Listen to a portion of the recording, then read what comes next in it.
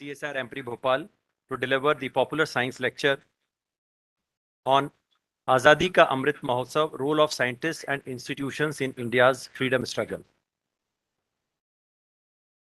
With these very few words, may I now request our director, Dr. Avnish Kumar Srivastava sir, to kindly welcome Dr. Shekhar C. Mande sir with a bouquet, please.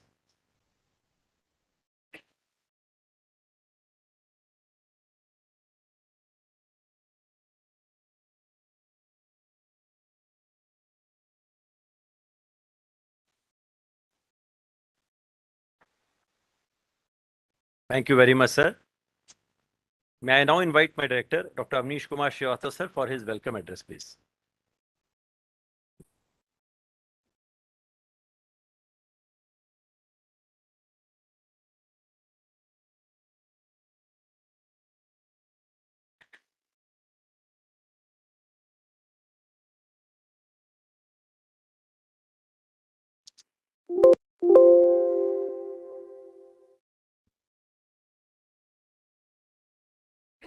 Good afternoon, आप सभी को नमस्कार और we are fortunate to have today with us Professor Shekhar C. Mande ji, the former Director General CSIR, Secretary DSIR, Government of India, and currently the President of Vigyan Bharati. Professor Mande ji is going to talk on Azadi Ka Amrit Mahotsav, role of scientists and institutions in India's freedom struggle.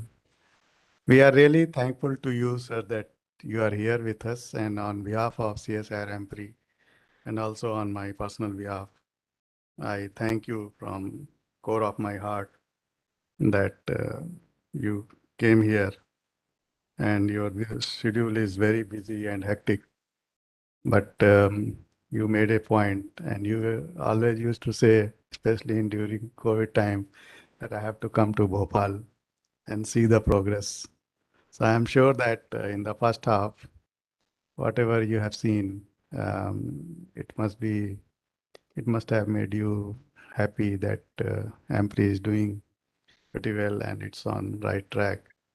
And whatever progress you have seen, your contributions and your mentoring is immense in that, because it all has happened in last 3 years, and that too even during first wave and second wave and third wave of COVID.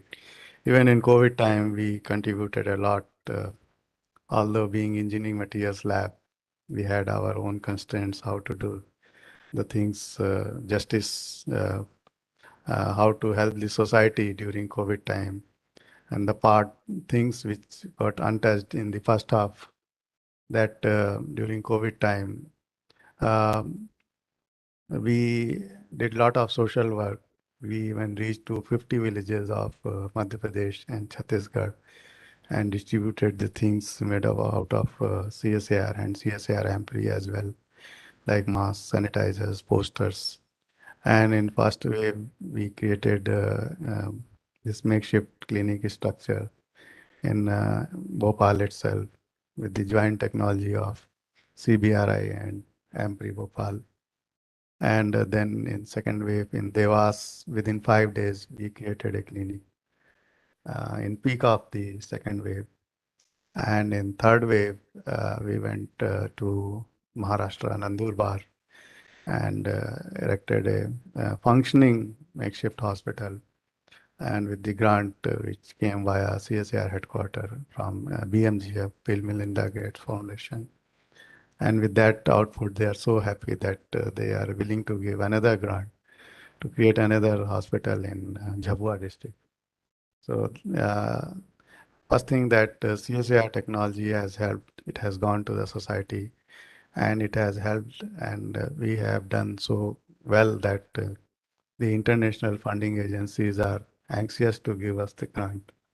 So that was something which we could not cover in the first half, and there was no intention from my side to make any presentation, but there are 4 or 5 slides because that will give you a brief, not about the AMPRI, but something related to your topic itself, that I am also touched with the scientists' contribution. And we can imagine the kind of hard work scientists would have done that time, even before independence. That Sir C.V. Raman received Nobel Prize in 1930. You can imagine a person who works in accounts department in Calcutta, Indian Finance Services, goes in the morning and evening to ISCS, Indian Association for Cultivation of Sciences, does work there and gets Nobel Prize for the country. First time in Asia, first science Nobel Prize from the Asia goes to India. And during that too, before independence. It's incredible. So those things are memorable, and I think we all should learn that what kind of tough conditions at that time these people have worked, Meghnad Saha, Jagdish Chandra Bose, and all those people, and they have contributed for India. And I'm sure the Professor Mande's his lecture will give such examples in his lecture. So I'll not go in that detail. But just in brief, I just want to repeat that whatever you have seen in the morning, that we are working on smart and functional materials, lightweight materials, waste to wealth, nanomaterials, societal development. In addition to that, we are in Academy of Scientific and Innovative Research, Jigyasa and Skill Initiative Program. And although it could be a repetition, but I cannot avoid that because I tell you that this is the first high-end analytical instrument, commercial grade, India has produced, and that is from CSIR and from CSIR funded project. And that project, that Nimitli, New Millennium Indian Technology Leadership Initiative. And this project was funded under your leadership from CSIR headquarters. And within the period, we could make this model with the help of our industry partner, Raman Spectrometer. And before the completion of the project, the industry partner got the order also. Now, the beauty is that Sir C.V. Raman got Nobel Prize when he was in Calcutta. He worked in ISCS Calcutta, first science institution of the country. And the first order which we got from Indian Institute of Chemical Biology, and this ISCS and IACB, they have a common boundary wall. So it took 94 years from ISCS, that concept. CSIR has developed Raman spectrometer from the West Bengal, Central India. We contributed, and then again, technology has gone to Calcutta and next door to ISCB. So concept was developed in Calcutta, and first order, first user will be Calcutta. So that is a sort of correlation.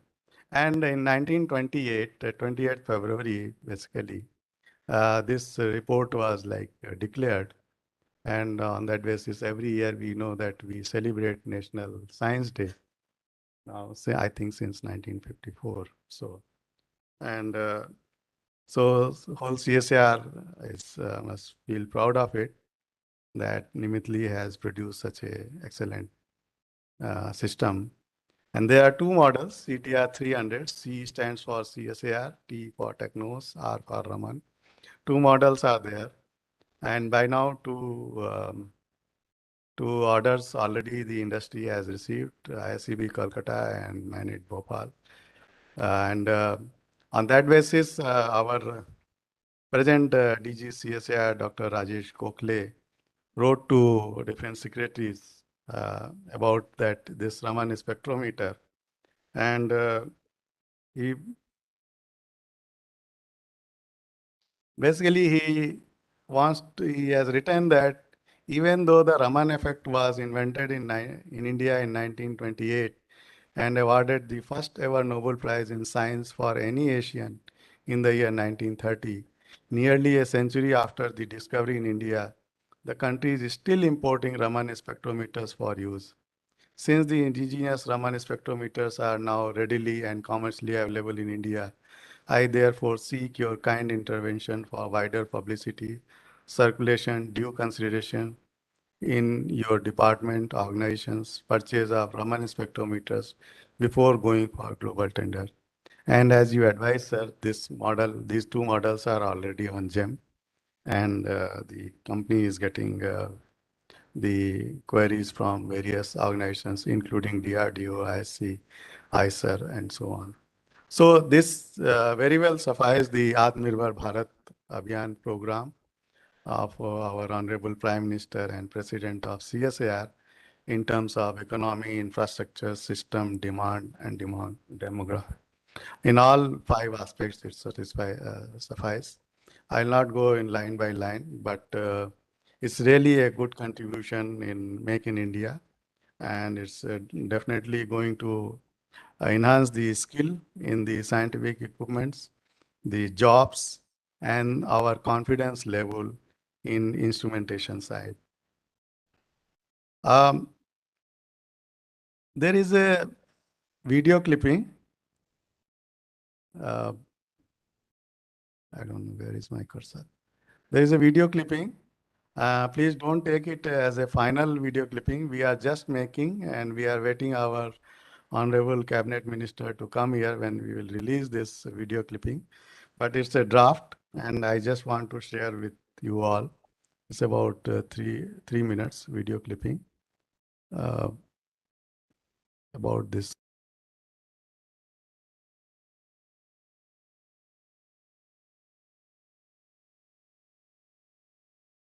Sir C.V. Raman, FRS, was an Indian physicist known for his work in the field of light scattering using a spectrograph he developed. The Raman effect was discovered on the 28th of February 1928 and awarded the Nobel Prize in Physics year 1930. He was the first Asian to receive a Nobel Prize in any branch of science. Over the century, Raman spectroscopy was advanced by the invention of laser, holographic filters and gratings, and Turner spectrometers, CCD. Currently, Raman spectrometer is used in various fields, including pharma, cosmetic, semiconductor, carbon materials, geology and mineralogy, environmental science, medical and biomedical applications. On his first trip to Europe through the Mediterranean Sea, C.V. Raman wondered the reason for the blue color of sea, and he proved the prevailing explanation were wrong, namely the reflected Rayleigh scattered light from the sky. He and his student K.S. Krishnan discovered that when light travels through a transparent material, the deflected light changes its wavelength and frequency and is now known as Raman effect or Raman scattering. Even though Raman effect was discovered in India, until the recent past India imports almost all sophisticated Raman spectrometers, which is a deterrent to achieve its mission at Atmanirbhar Bharat and Skill India. Under the new vision of the Indian government, CSIR New Millennium Indian Technology Leadership Initiative, shortly called NMITLI program, initiated a project for development of Make in India Raman spectrometers. CSIR Advanced Materials and Processes Research Institute and Technos Instruments, Jaipur has jointly taken up the challenge of design, develop, manufacture and marketing such equipment under the Make in India mission. About a century after the original discovery, we can now proudly say that India makes Raman spectrometers that can be purchased at par with international standards. Two configurations are developed under INDI-RAM. CTR series stands for CSIR Technos Raman spectrometer. First system configuration, high quality and very high resolution, CTR 300, was targeted for high-end research organization in government labs like CSIR, DBT, DST, DRDO, DAE, ISRO, R&D and educational institutes like IISc, TIFR, All India Institute of Medical Science, IISER, Indian Institute of Technology, National Institute of Technology, State and Central University, private universities, industries and international education and research institutions and industry, upgradable to multiple lasers, multiple detectors, Raman imaging, high temperature and low temperature stage, polarization accessories, etc. The second system configuration was a lower cost solution with high resolution spectrometers, CTR 150, targeted for high-end research laboratories, advanced labs, forensic department and private industries like pharma, food, gem etc. The project was initiated on 1st April 2021 after several rounds of scrutiny and approval of the High-Powered Committee and Director General, CSIR, with a timeline of 1 year for delivering the Raman spectrometers. On 12th of January 2022, the CSIR appointed Monitoring Committee and Steering Committee approved the developed CTR 150 and CTR 300 and recommended for marketing of the CTR Raman spectrometer series. The product launched under guidance and visionary leader, President, CSIR and our Honorable Prime Minister of India. The developed Raman spectrometers are dedicated to the nation by Vice President, CSIR and our Honorable Minister for Science and Technology in the presence of the then Director General of CSIR and Secretary, Department of Scientific and Industrial Research and the current Director General of CSIR and Secretary, Department of Scientific and Industrial Research. Director, CSIR-AMPRI and Steering Committee Chairman, Director, DBT, IGCB and Monitoring Committee Chairman. Product was launched for the nation's benefit, commercialization by Technos Instruments, Jaipur. The work is result of dedication and exemplary work of Team Technos Instruments, Jaipur, Team CSIR-AMPRI, Bhopal, Team IMD, CSIR, HQ, New Delhi. Jai Hind.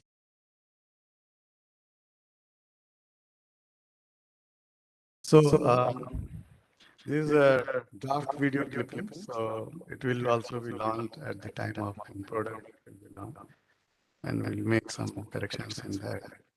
So, at CSIR-AMPRI, in short, we are in 5 different kind of outputs like publications, patents, products, societal contribution, and human resource. We have interface with industries, strategic sector, academic institutes, and NGOs. And we supply like programs of Government of India, like Swachh Bharat, Digital India, Smart City, Make in India, and so on. And by doing this, we are contributing to the Atmanirbhar program of Government of India by our technological innovations. And our Honorable Prime Minister also said on 2nd March 2022 that science is universal, technology must be local. Technology is for ease of living. So we are, I think, on that right track. And once again, I thank to our honorable guest today, our own Professor Shekhar. He did this construction activity start on 28th August 2019. His last visit. But due to COVID, it got delayed, but now work has started. And whatever we have showed you today, whatever we discussed, it is the output of the last 3 years. So thank you very much. And once again, on behalf of CSIR-AMPRI and on myself, I thank and welcome to our honorable guest, Professor Shekhar Mande, to CSIR-AMPRI. And we are looking forward to listening to you, sir. Thank you very much.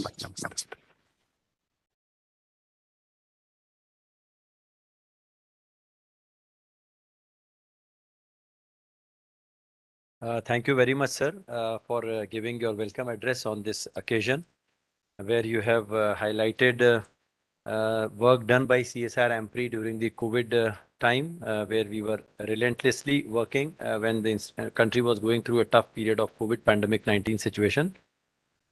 And then also a brief narration of our makeshift hospital, great achievement that we had at Nandurbar, makeshift hospital technology under Melinda Gates Foundation. And sir, I thank you. This was a very, very appropriate forum where we have Dr. Shekhar Mande sir, where we could release this draft of this Raman spectrometer brief clipping also. And I'm sure that we'll have sir's comments and suggestions on this, how we can improve and refine upon this. So thank you very much, sir, for your very warm welcome address to our distinguished guests. With this, now I would now invite respected Dr. Shekhar C. Mande sir, our former Director General CSIR, to deliver his popular science lecture, which is on Azadi Ka Amrit Mahotsav, Role of Scientists and Institutions in India's Freedom Struggle. Dr. Shekhar Mande, please, sir.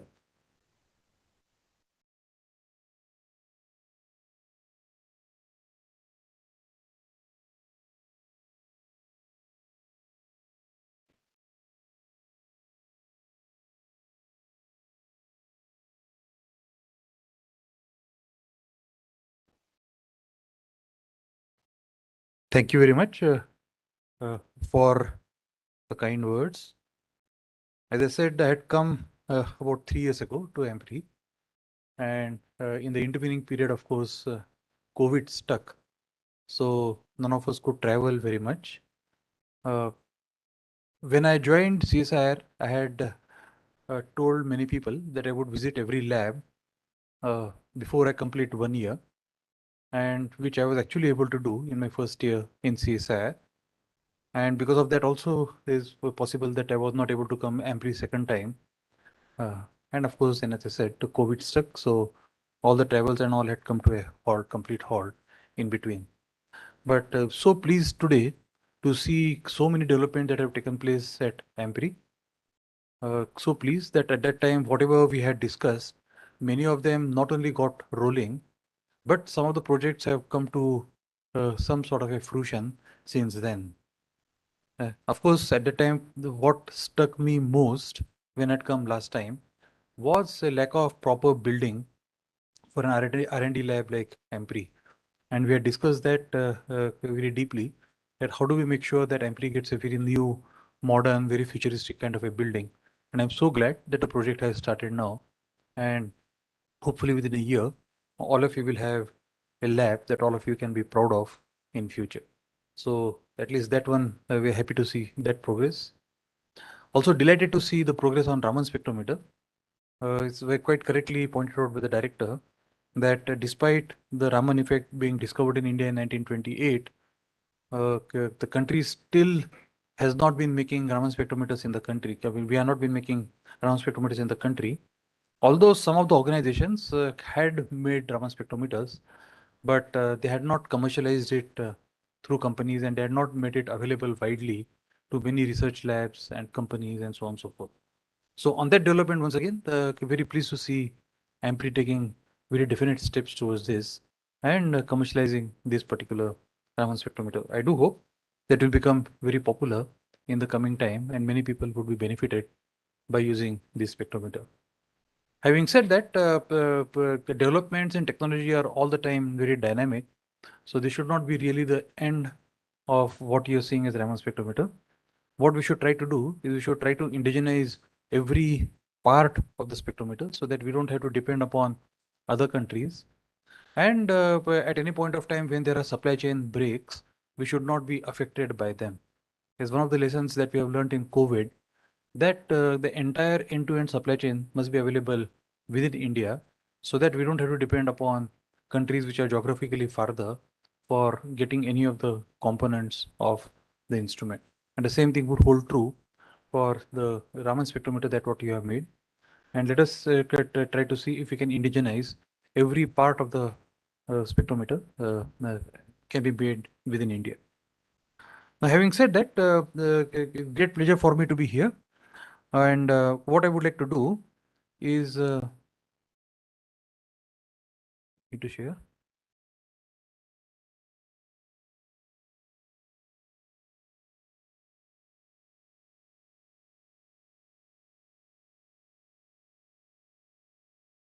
So I have been giving this talk in the past few days in different places.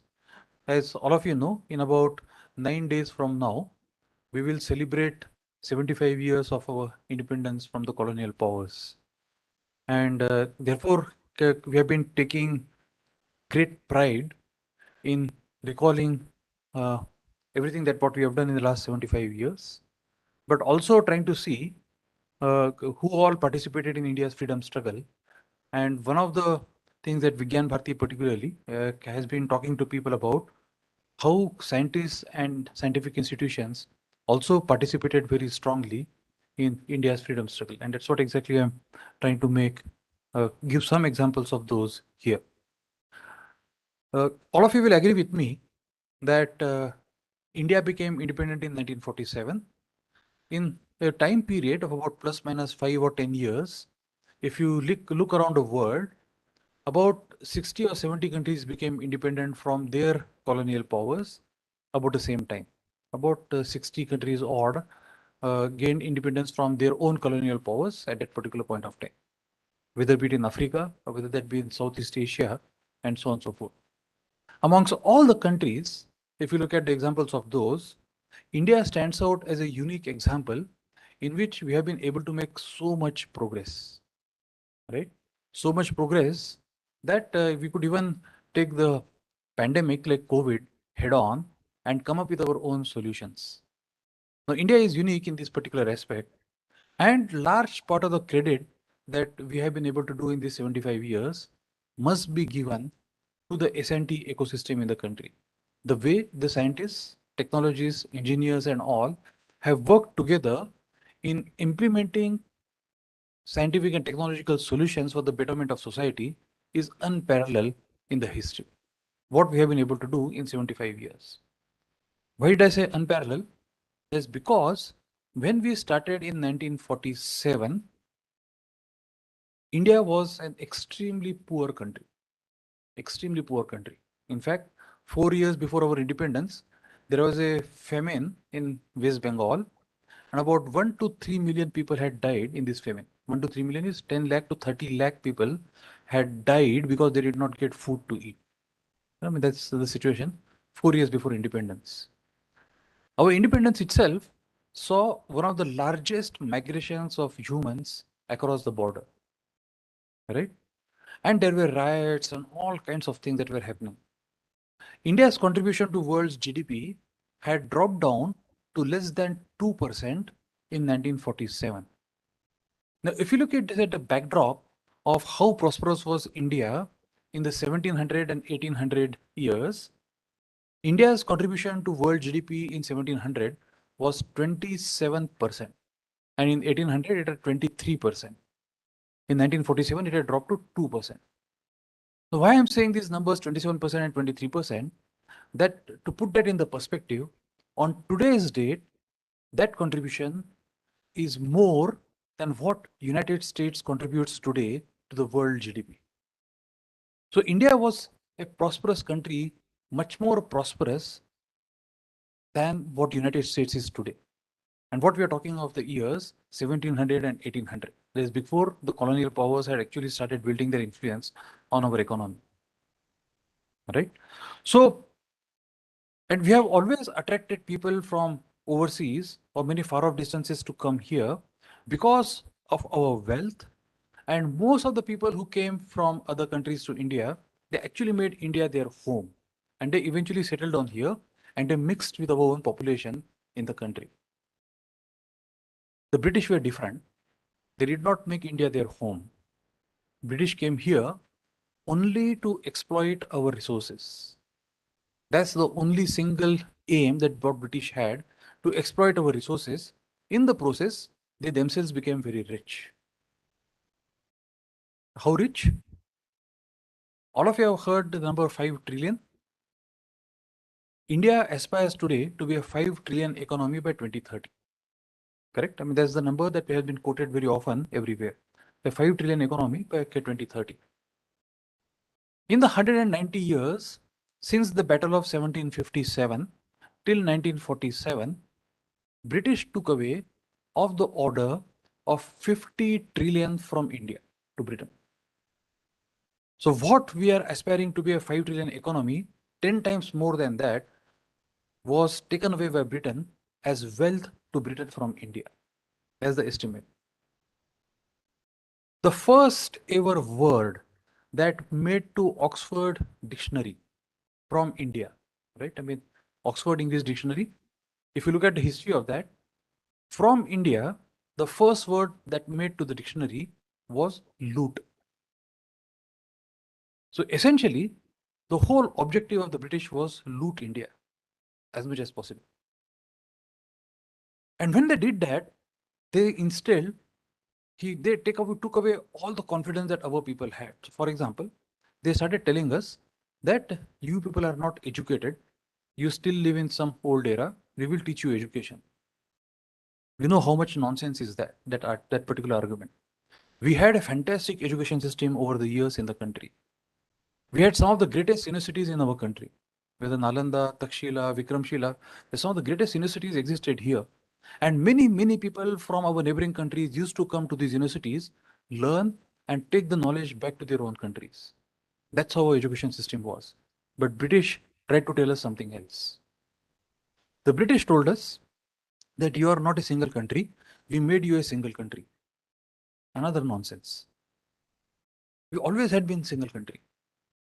The last battle that British fought in India was 1818. There's the Battle of Khadki and the Battle of Koregaon Park, Bhima, against the Peshwas of Pune.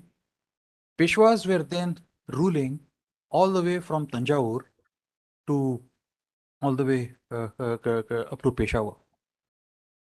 So Indian kingdom spanned the entire India as what we know and much beyond. Many of the other regions, Kandahar, for example, was nothing but Gandhar. So all this Akhand Bharat, what we call today, was part of one India even before British came here. British said that we brought rail system to India. Why would British bring rail system to India, railways? Because they wanted to transport raw material to the closest shipping ports. They did not have any intention of transporting people from one city to another. There were no railways made to transport people from one city to another. The railway network was made to get raw material from the site where the raw material is made to the shipping port, so that they could take raw material to UK. Then they could actually make finished products. They would come here and sell the products here. That's how actually it was done. 1757, the Battle of Plassey between the East India Company and Sirajuddaulah. The first battle that East India Company won. The first of the famines that India saw was around the year 1765-1767, little about 10 years after the first Battle of Plassey. And that was because the British or the East India Company then increased the taxes so much on the farmers that farmers found it unsustainable to make agricultural produce. And the food production dropped, and the first famine struck India, and a large number of people died in that famine. Since that time, till 1943, 1943 was the last of the famines that what we saw. Every 20 years, 20 or 25 years, there has been a major famine in the country. And in each of the famines, we have lost anywhere close to about 1 to 5 million people. It is estimated that in some of the famines, about 1/4 or the 1/5 population of the country succumbed because they did not get food to eat. And if you look at history of India's famines, is so shameful during the colonial period that the British ought to be extremely ashamed of the kind of rule they were actually establishing here. But after 1947, there has been no famine. In fact, 1965, we were staring at a very grim situation. It had not rained for a few years, and it was an apparent thing that there was a famine was just around the corner. And it is at that stage, India decided two things. First, India made an appeal to certain other countries that please give us some grains if you can. And the United States very graciously stood up. And through a project called PL 480, they gave a lot of wheat to India. But more importantly, at that time, we took a decision that we invited Norman Borlaug to the country. And we said that can we have agricultural practices that would sustain and make enough food for ourselves. And Norman Borlaug came to the India at the invitation of C. Subramaniam, who was then Agriculture Minister, and M.S. Swaminathan, who was at the Indian Institute of Agricultural Research in Delhi. And together, what they started was a revolution that revolutionized food produce in India. And of course, CSIR very gloriously participated in the Green Revolution by mechanizing the revolution. The first of the tractors in the country, the Swaraj tractor, was made by CMERI Durgapur, and it spun off as one of the companies from CMERI, what is called as the Punjab Tractors Limited. So even CSIR participated very gloriously in the Green Revolution. But that's how actually we became independent. And what I wanted to tell you is that we should be very proud that it is science and technology that has made India great over the years, last 75 years, right? And let us see how we have implemented scientific solutions post 1947 and how we have actually developed through centuries science and technology in the country. And I want to give some examples that the British people told us that no science existed in India before they arrived here. And what a nonsensical argument. And I want to give two examples of this. The first example is, all of you are aware, is that of making steel in India. Art of making steel, and this is called a wood steel. And because many of you are metallurgists and mineral technologies people, you would know how it was made. So wood steel has been made in India for centuries, right? I mean, steel was made in India for centuries. India was known as one of the international hubs for making steel. And in fact, so much so that when Alexander the Great came to India, 3rd century BC, and while he was going back, King Porus gifted him tons of steel to take it back with him. That steel used to be made by mixing iron ore with charcoal, and the charcoal was actually derived from bamboo leaves or whatever, and then it was put in crucibles, and it was heated to about 1500 degrees Celsius for about 7 days. And that's how the steel was being made in that. And this steel was found to be very, very superior to the steel that was made anywhere else in the world. The Arabs got to know of it, and in the 6th and 7th centuries, they started coming to India to take the steel from here because they could not make steel on their own, and they took steel from here. And if you'd have heard the very famous term called Damascus sword, the Damascus sword was made from the steel that was made in India. The steel was taken to Damascus and they made steel out of that and made it with them. When the British arrived here, they realized that Indians had a superior process of making steel. And what they had in Britain, the steel what they used to make was something called Sheffield steel. And they were trying to improve upon Sheffield steel all the time. And none other than Michael Faraday was involved in the process of improving the quality of Sheffield steel. And even Michael Faraday realized that wood steel was much, much superior to that was made in Sheffield in those days, because wood steel had a carbon content of about 1 to 1.6%. So this is how actually what was done for centuries in India. This is our knowledge that existed. There is the science that existed, and we were a very, very prosperous thing. We had adopted many, many practices which are based on pure science. And that's say exactly what I want to tell you, that the myths that British tried to percolate here or perpetuate here, that we did not have any science, was an absolute myth. And now we realize, over a period of time, all of us have been realizing that how prosperous we were in terms of our scientific discoveries and so on and so forth. All right. Second example I want to give you is about the traditional medical practices in India. Now, the fact that diseases are caused because of a single cause, right? Any disease is because of a single cause, like a bacteria, a fungus, a virus, or a mutation in human gene. This paradigm has evolved in the last about 70 or 100 years. And to suppress that single cause, which eventually leads to the disease, we started synthesizing one organic molecule that would suppress that cause, what we call as a drug. Now, this paradigm is only about not more than 100 years old. Medicine has been practiced in countries like India for centuries. And we have always believed that there's not a single cause for a disease. We normally live harmoniously with our nature. And not only that, human body also harbors many different kinds of microorganisms. And today we know, in the last 10 years, we have come to know that the total number of cells contributed to human body by bacteria and fungi is about 10 times more than our own cells, human cells, right? So many bacteria live on our body and are very helpful in maintaining homeostasis in our body, maintaining our health. And therefore, Indians have always believed that we live in harmony with entire environment. And if there is any imbalance of any sort in that harmony, it would lead to a disease. And therefore, what we must try to do is restore that particular balance, right? To become healthy, we must restore that balance. And that's how we will get over the diseases. That's how our practice of medicine has always been. But last 100 years, we have been told it's not like that. It's only one cause and one drug would get rid of the disease. And we know today there's an increasing feeling that how wrong is that particular paradigm, or maybe that paradigm is not completely right. And to give an example, in 1911, Henry Wellcome is a person who ran a very successful pharmaceutical company, which eventually merged with GlaxoSmithKline. And Wellcome, of course, then when he died, he left behind a huge wealth behind him. And he founded a charitable organization called the Wellcome Trust. And Wellcome Trust today is one of the largest charitable organizations in biomedical research around the world. You know, and in 1911, he sent a medical entrepreneur called Pyramol.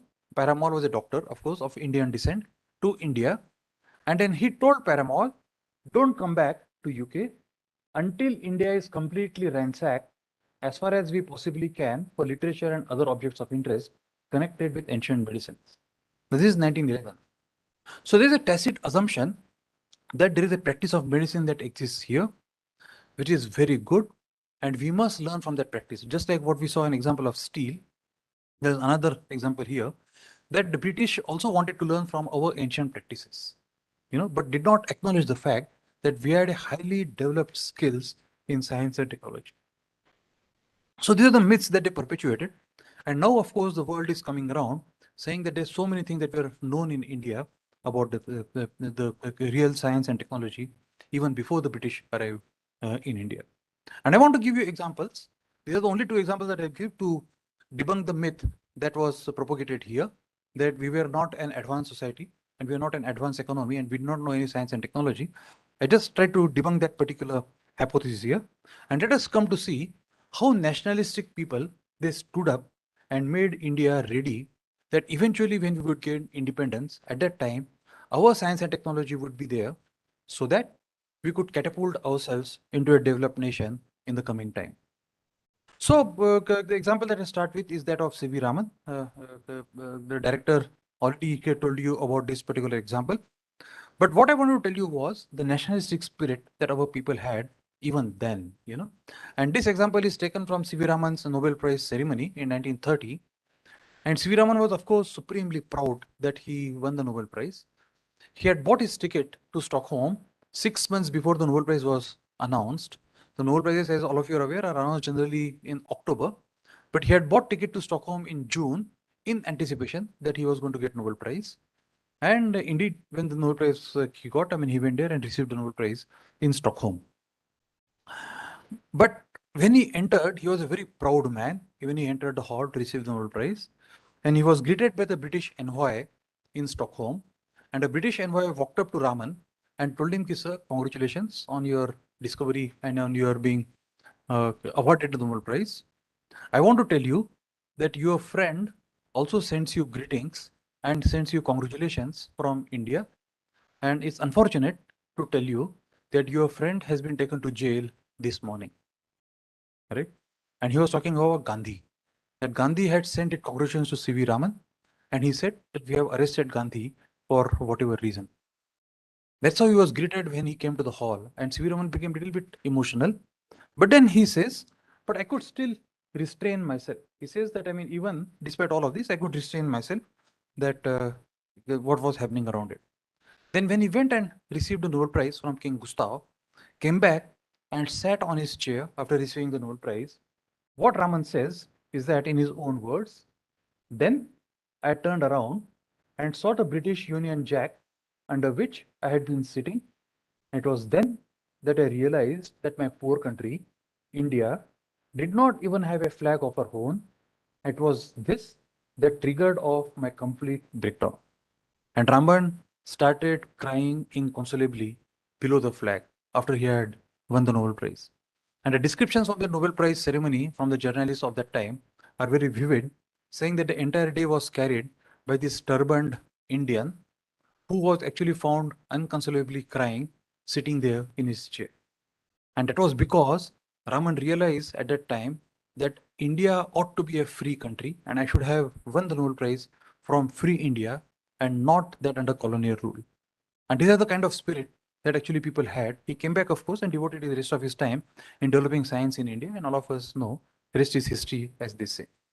But they are the kind of thing that people actually had, this spirit, nationalistic spirit that all these people had. What I want to do is basically tell you how the scientific institutions also started being developing from that particular point of time. And one of that was example is of this person called S.P. Agarkar. Some of you would have heard of him. Some of you may not have heard of him. He was a professor of botany in Calcutta University, and he had stopped British from transferring some of the rare plant specimens to London from Calcutta. But Agarkar, when he retired from Calcutta University, came back to Pune, and he started an institution called the Maharashtra Association of Cultivation of Science. Today, it is known as the Agarkar Research Institute. And his claim to fame, of course, was not only this, but also he helped reviving what is called as the 1851 Fellowship. The 1851 Fellowship is something very interesting. In 1851, there was a big exhibition in London. The exhibition was to celebrate the recent developments. The Industrial Revolution had just begun. And to arrange the exhibition, Indian royalty, the emperors and kings of India, contributed significant amount to host that particular exhibition in London. And in honor of so much money given by Indian emperors to host the exhibition, the British said that we will start an 1851 fellowship so that some of the Indians can be taken to Britain, taught there, and then they can come back to India and develop science in India. But British, being British, they forgot about 1851 fellowship, right? For almost 60, 70 years, they did not do anything about 1851 fellowship. And then Agarkar came by in the 1920s and all, and then he significantly lobbied with the British and then helped revive the 1851 fellowship.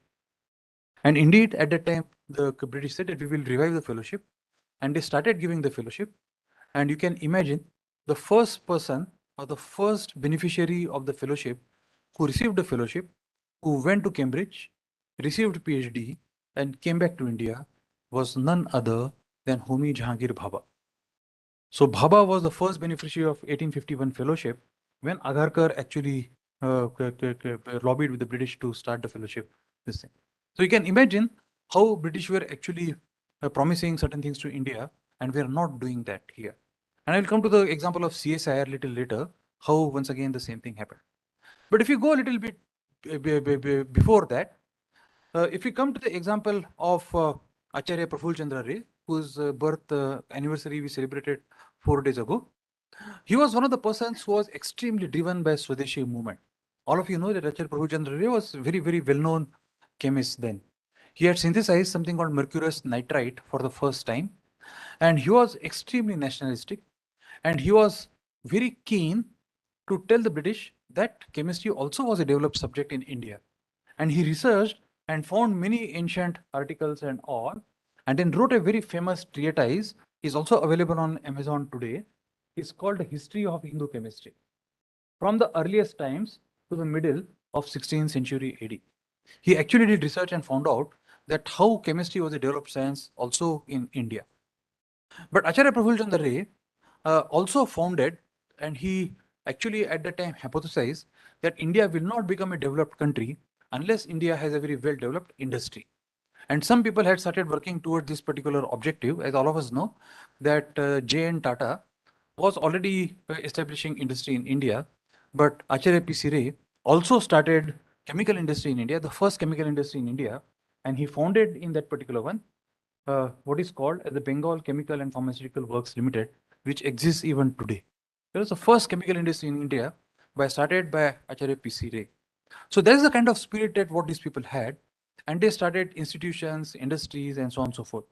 Let us look at two examples of institutions, how institutions started, S&T institutions in the country. So people were actually driven by the fact that science and technology can bring benefit to the society. And this is one of the examples of that. This is one of the earliest examples. We'll talk of only two examples. This is one of the earliest examples how institutions started. And this example relates to a journey, a very iconic journey, in which Jamshedji Tata and Swami Vivekananda found themselves accidentally on the same ship. On the same vessel, they found themselves traveling from Japan to Toronto, right? And this was year 1893. And all of you know that Swami Vivekananda went to US in 1893 and he participated in the World Congress of Religions at Chicago, and the talks that they gave there changed impression of the world about India completely, right? The kind of intellect that Swami Vivekananda brought before the world, at that time there was a tacit recognition around the world that India has great amount of intellectuals that have existed over centuries and even exist today. But in the chance meeting that Jamshedji Tata and Swami Vivekananda had, and they shared a few weeks on this particular vessel traveling together, and they had multiple conversations. One of the conversations, Swami Vivekananda told Jamshedji Tata that if India were to progress, India must have institutions of higher learning. And what he told them is something very relevant even today, is that the way science is practiced in the West and the science is being developed in the West is try to understand the materialistic world. We have nature around us and we try to understand different phenomena in nature, right? But what we don't do is we don't integrate the human spirit of or our Atma into that nature. So if we are to really make a progress of humanity, we must integrate ourselves into that nature and then holistically try to understand the nature around us, along with ourselves as a part of that nature, right? And to do that, we must have institution of higher learning in India. And taking the cue from there, after they returned in 1898, this is a letter that Jamshedji Tata wrote to Swami Vivekananda. Dear Swami Vivekananda, I trust that you remember me as a fellow traveler on your voyage from Japan to Chicago. You know, it's something like this he wrote and goes on.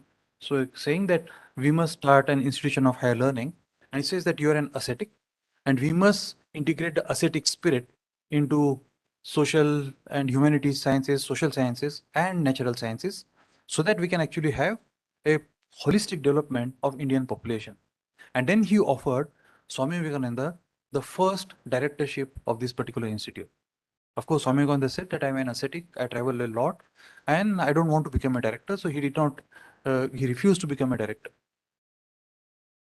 They approached the British government. The British government rejected the proposal. Eventually, the government came around, they formed a committee, and the committee said that the institute may be started in Roorkee. The British government was not very happy with the recommendation. They formed another committee. The second committee said that institute can be started in Bangalore instead of Roorkee because the Maharaja of Bangalore was willing to give about 375 acres of land to start this institute. And eventually that proposal was accepted. But by the time the institute started functioning in 1908, both Swami Vivekananda and Jamshedji Tata had passed away. So did not see the light of the day when the institute started. And the institute is what today we call as the Indian Institute of Science, Bangalore. So IISc Bangalore has its origin in the conversation between J.N. Tata and Swami Vivekananda in 1893 on that particular ship. And that's how actually happened in those things. So they are the kind of things that were happening to start institutions, scientific institutions in the country. The second example that I want to give you is about J.C. Bose. All of us have heard of J.C. Bose. We know that J.C. Bose developed the first wireless technique in the world using millimeter wavelength signal. And he demonstrated this in January 1897 in London, that he could transmit signal from one place to another a few tens of meters away. He demonstrated that. Many people were witness to this particular experiment. In June 1897, some months later, Marconi did the same thing. And all the credit of discovery went to Marconi. Right? Marconi got the Nobel Prize for this particular discovery. J.C. Bose was not even mentioned anywhere. Now, this has been a practice that has been followed over the years and is, to some extent, is even prevalent today, that the discoveries made by India or Indians are not accepted at the same level as those made by Western Europeans or Americans even today. You know, I mean, when we send our papers to journals, we face this many times that we don't get that kind of acceptance as easily as our Western colleagues would. You know, so there's that kind of racism exists even today, but it was much, much harsher then. And in fact, J.C. Bose conducted some phenomenal experiments. He tried to measure electrical signal in plants to external stimuli, And he presented the results to Royal Society sometime in 1890s. And then he was stopped publishing the results by conspiracy of two gentlemen called Waller and Sanderson. And both of them told J.C. Bose that don't publish it. It's not very reasonable what you are doing that. And then J.C. Bose was surprised to see, he was aghast to see later that his discoveries were published by Waller in his own name in a journal much later. So Waller went ahead and published what J.C. Bose had done on his own name without giving credit to J.C. Bose. And with that, he was disgusted. And he wrote to his friends back in India that I am disgusted. So his close friends were Rabindranath Tagore, Swami Vivekananda, and all, Swami Vivekananda. All of them knew each other very closely. It is at that time, Rabindranath Tagore suggested that you please come back to India and work in India. J.C. Bose came back to India. He took up a job in Presidency College as a lecturer. The British people told him that Indians don't have scientific rationale of thinking, and therefore J.C. Bose was one of the first Indians employed by Presidency College. And they told him, therefore, we don't give the same salary to Indians or the brown-skinned people. You will get much less salary than the British people who teach there, the British professors who were there in the Presidency College. About half the salary you would get of the British people. J.C. Bose refused. He said that I also am as educated as anyone else. I have also made discoveries completely on my own, and intellectually I am not inferior to anyone, and therefore I must get the same salary. British refused. J.C. Bose worked for 2 years in Presidency College. He taught there, but refused to accept any salary. He did not take a single pay from the British for teaching there. And that actually becomes the first example in India's freedom struggle of what we now know as Satyagraha. You know, the Satyagraha's first experiment was run by none other than J.C. Bose, because he was not given the same salary as the British at that particular point of time. Right? So today we actually call it Satyagraha, but he was like that. But recognizing J.C. Bose's brilliance, many other people, especially Swami Vivekananda, and driven by Swami Vivekananda, Sister Nivedita, and a lady called Sarah Chapman Bull, they suggested to J.C. Bose that you must start an institution by yourself and conduct all your experiments there. And Bose accepted that particular proposal. Unfortunately, Swami Vivekananda passed away in between, and Sarah Bull from US, she gave equivalent amount of money what would be given to a Nobel laureate to Bose, saying that you please start an institute of your own. And then Bose started in 1917 what today we call as the Bose Institute. Those of you who have been to Calcutta, there is something called a Bose Institute that was started in 1917 with a grant from Sarah Chapman Bull to J.C. Bose, and with the backing of Sister Nivedita at that particular point of time. And we know that rest, once again, the rest is history. So they are the kind of things that were actually happening. I've not given the many different examples.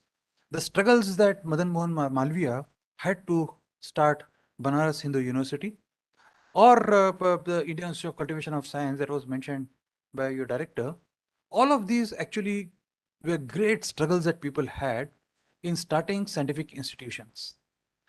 And one such struggle was in 1933, there was an editorial written in Nature by the editor, Sir Richard Gregory, who suggested to British government that India should have a publicly funded S&T ecosystem. And as I said, just like 1851, the British forgot about this. And it was eventually, much later, a person called Sir Arcot Ramaswamy Mudliya. Right? I mean, there's some phenomenal twin brothers, Arcot Ramaswamy Mudliya and Arcot Lakshman Swamy Mudliya, who was the Vice Chancellor of Madras University for a long time. And Ramaswamy Mudliar was a member of British Commerce Council. Ramaswamy Mudliar's efforts eventually led for the British to accept, and they started something called Board of Scientific and Industrial Research in Calcutta in 1940, which became Industrial Research Utilization Committee in 1941, and then morphed itself into what is called as the Council of Scientific and Industrial Research in 1942. And that's how CSIR actually came into being, with the efforts of people like Ramaswamy Mudliar and a few others at a particular point of time. And of course, Mudliar invited Shanti Swarup Bhatnagar to become the first Director General about 5 years before India attained its independence. By then, almost all the scientific community that existed in India had recognized the fact that if and when we become independent, we must have proper ecosystem for conducting science and technology. So the people like Sahas and the Boses and the Ramans and everyone together decided that India must have a proper S&T ecosystem, and the discussions began. And the first of the discussions in 1945 between Bhabha and Bhatnagar and others led to the formation of the TIFR, the Tata Institute of Fundamental Research. They were able to convince the Tatas to start TIFR in 1945, and TIFR started as a tripartite agreement between Government of India is essentially CSIR, and the Government of Bombay and Tata Trust. And all of them funded the institute roughly one third, one third, one third. Eventually, Government of India increased the share of funding over the next 2 or 3 years substantially. And then Bhabha was appointed as the director of TIFR, and Bhatnagar was a very strong support to this particular system. And Bhatnagar and Bhabha and others also started talking about in 1945 that in the eventuality we get independence, we must also have other programs in the country. And the discussions that took place in the National Physical Laboratory, or NPL, then amongst all these people together, and Jawaharlal Nehru also participated in those discussions. And those discussions eventually led to the realization that 1946, CSIR must set up an atomic research committee under Bhabha's leadership. And CSIR set up an atomic research committee then, and a lot of deliberations took place. And once India attained independence in 1947, that eventually became the Department of Atomic Energy, and that we'll actually see how it became. But CSIR granted a grant of 32,400 rupees for a few people to be trained in US in nuclear sciences and then bring them back to India so that India could have a strong program in atomic energy. And that's how the Atomic Energy Commission was first set up in August 1948 by the DSIR. DSIR is essentially CSIR then. And the notification for this was made by the Government of India, the Gazette notification, that India now will have Department of Atomic Energy and the Atomic Energy Commission. This Gazette notification is signed none other than Shantiswarup Bhatnagar. You see, as you see here, India's nuclear program started from CSIR, and we actually took very definite steps in this particular direction. And this was very soon followed by the formation of Indian Council of Agricultural Research, Indian Council of Medical Research, the DRDO, and so on and so forth. A large number of organizations were very soon formed. When we became independent, we had only 17 universities in the country, 17. And then there was the proliferation of universities after independence. Many state universities were formed soon after independence. The first of the IITs came into being in 1950, and that is IIT Kharagpur. And after that, there also proliferation of IITs into 5 different IITs, as we know: North, South, East, West, and Center. The 5 IITs started by 1960. India had 5 IITs. And then by then, the science and technology ecosystem was on very firm footing. And therefore, whatever challenges that India faced beyond that particular point of time, we started addressing those challenges on our own. And I don't have time now to talk about post-independent S&T development, but that we'll reserve for some other day. Talk about how India solved each of the challenges that we faced through applications of science and technology post-independence. And because of the confidence that we gained in these 75 years, 3 years ago, when the pandemic struck India, for the first time, we told the world that we are capable of handling the pandemic in India ourselves. We don't really need outsiders to come here and tell us that we will give you vaccine, or we will give you PPEs, or we will give you drugs, or we will give you diagnostic kits. We started making all of these on our own. And that was the confidence that all of us had. And in fact, CSIR, as all of you know, contributed extraordinarily well to the mitigation of pandemic in these last 3 years. And we are very proud that all the CSIR labs, what they have done in this time. We made our own first vaccine, right? Bharat Biotech, along with ICMR and CSIR, made the first vaccine in India. CSIR's contribution to the vaccine, Covaxin, those of you who have taken Covaxin, is the adjuvant that goes into the vaccine is synthesized in the Indian Institute of Chemical Technology, IICT Hyderabad. You know, the viral strain is taken from NIV Pune. The adjuvant is taken from IICT Hyderabad. It is put together by Bharat Biotech as a single thing, and eventually that comes to the market as Covaxin. So all of us contributed in many different ways of combating this particular one. And God forbidden, had the pandemic come 30, 40 or 50 years ago, I don't think we had that particular capacity to say that we will tackle it on our own. And not only that, we made great many discoveries during the pandemic. They're all documented. I don't have time to go into that.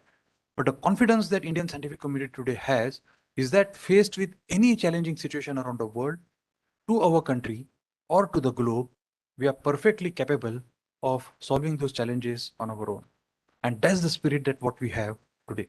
And that's the spirit that our younger generation must march forward with, that we are a perfectly capable population, and we are no less than the white-skinned people in terms of our ability, our creativity, and our excellence in science that we can actually bring in.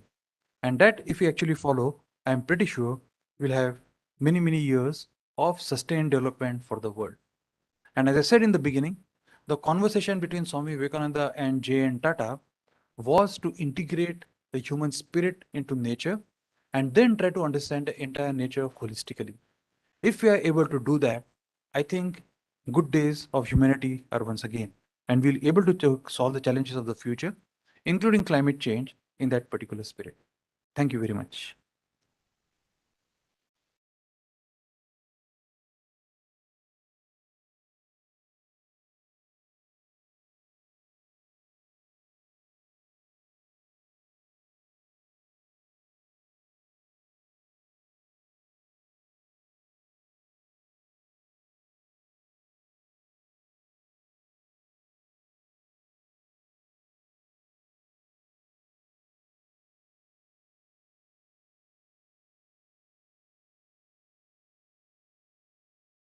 I think, sir, we all have just heard a very, very highly enlightening and a very informative talk from you, sir.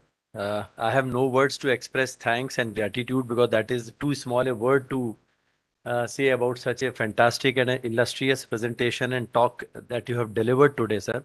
I think we all as a scientific community are greatly benefited, and it would rather be very, very difficult on my part to sum up what you have just spoken because it has been so enlightening and enormous knowledge and great wealth of knowledge, sir. You have tried to sum up before all of us in a limited time of around 45 to 50 minutes. But just to sum up on some of the very, very important points that you have talked about, sir, in your talk, and in this lecture, we all have really come to know with what mindset Britishers actually came to India. And the whole purpose of Britishers coming to India and, invading India was to just exploit our resources and to make a lot of money and wealth out of it. And to the extent of 50 trillion worth at that point of time, what you said, sir, that they were able to take away, Britishers were able to take away.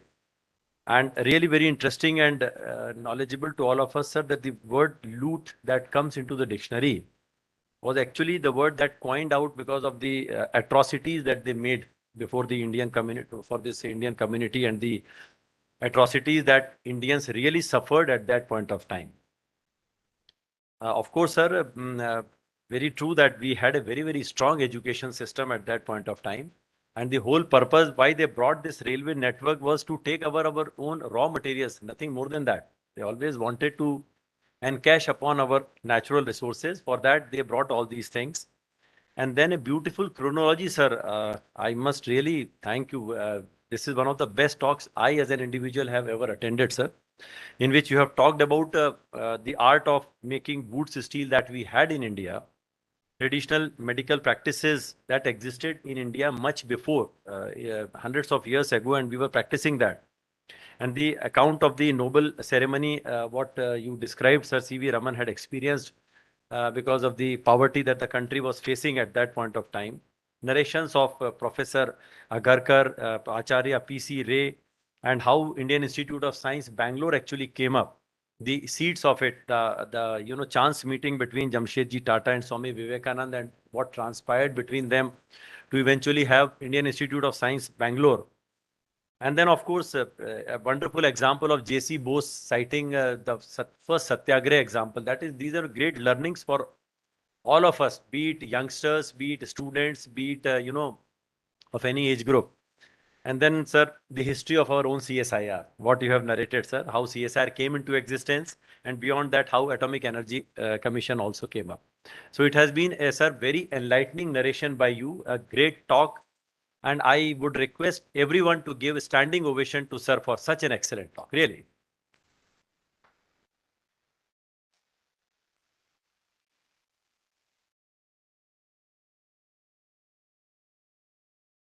So thank you so much, sir. We are greatly benefited and enlightened with this talk. And now, moving ahead without taking much time, I would call upon my scientist colleague, Dr. Kirti Soni, Principal Scientist, CSIR-AMPRI, and also one of the coordinators of this event, to propose the vote of thanks.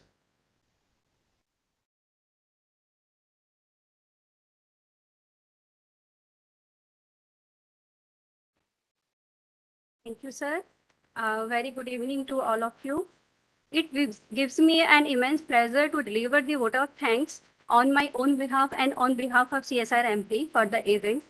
I would like to thank our guest, Professor Shekhar C. Mande, sir, who honored this function with the inspirational thoughts. He exhorted everyone to remember all such efforts taken up by our forefathers who contributed to Swatantrata in the areas of science so that we may achieve true progress in challenging areas of today's times. Through your vast experience and words of wisdom, we all have been really enlightened with the various aspects of science and technology. Very big thank you to you, sir, for inspiring us. And I would also like to thank our director, sir, respected Professor Avnish Kumar Srivastava, sir, for constant guidance and motivation and support. Let me take this opportunity to thank to all my scientist colleagues for explaining the scientific activities being carried out in the lab, to honorable guest, Professor Shekhar C. Mande, sir, during the lab visit. I would also like to express my sincere thanks to Dr. Akram Khan, Senior Principal Scientist, CSIR-AMPRI, for very smoothly conducting this event. My sincere thanks to also for the IT team for successfully organizing the event on the hybrid mode. I would also like to thank my colleagues of CSIR-AMPRI, including admin, finance, horticulture, store purchase and civil, and all other departments of the institute who have been involved either directly or indirectly for the event. I thank all of them for constant support and cooperation during this event. Thank you all, and namaskar.